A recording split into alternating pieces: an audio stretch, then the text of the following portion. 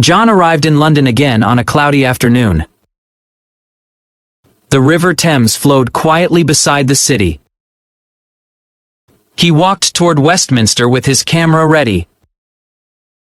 "Today, I will finally see Big Ben," he said with a smile. The tall clock tower appeared behind the old buildings. Its golden face shone softly under the gray sky. "There it is," John whispered, "so beautiful." Tourists stood nearby, taking photos and selfies. John looked up and watched the clock hands move slowly. The sound of the bells echoed through the air. Dong dong.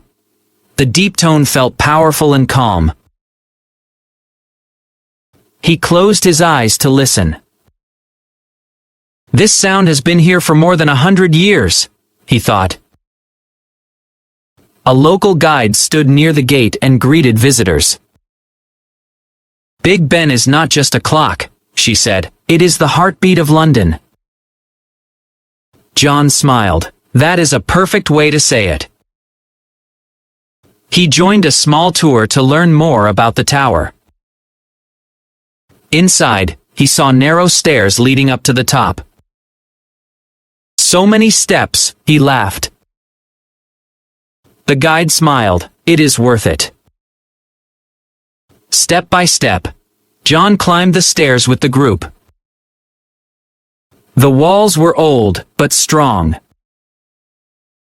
The air smelled like metal and history. "Imagine how many people have climbed here," he thought. Finally, they reached the clock room. The big gears turned slowly and quietly. "Amazing," John said. "It is like a living machine." The guide nodded. "It never stops, just like time itself." John looked through the window at the city below. The red buses moved like toys along the streets. The river sparkled under the afternoon sun. "Time passes, but beauty remains," he whispered. The bells began to ring again, loud and clear.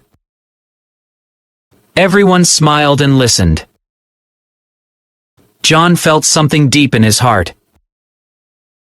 "Every sound reminds us to live the moment," he thought. After the tour, he sat on a bench near the tower.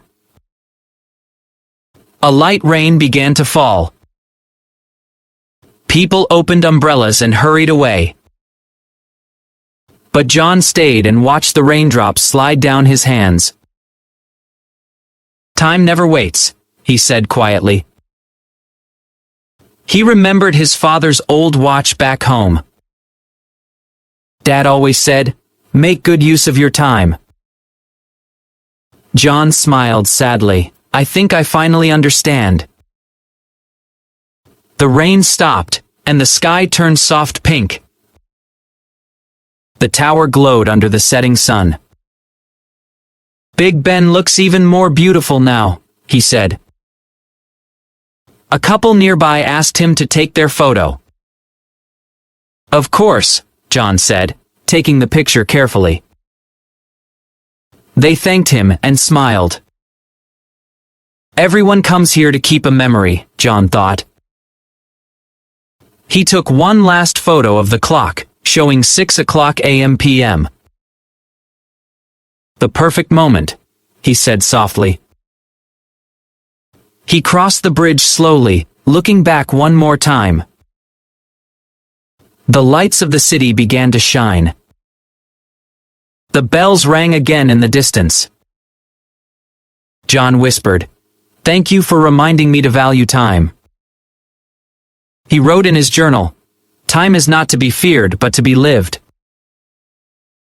He smiled as the sound of Big Ben echoed behind him. His 17th bucket list dream had come true.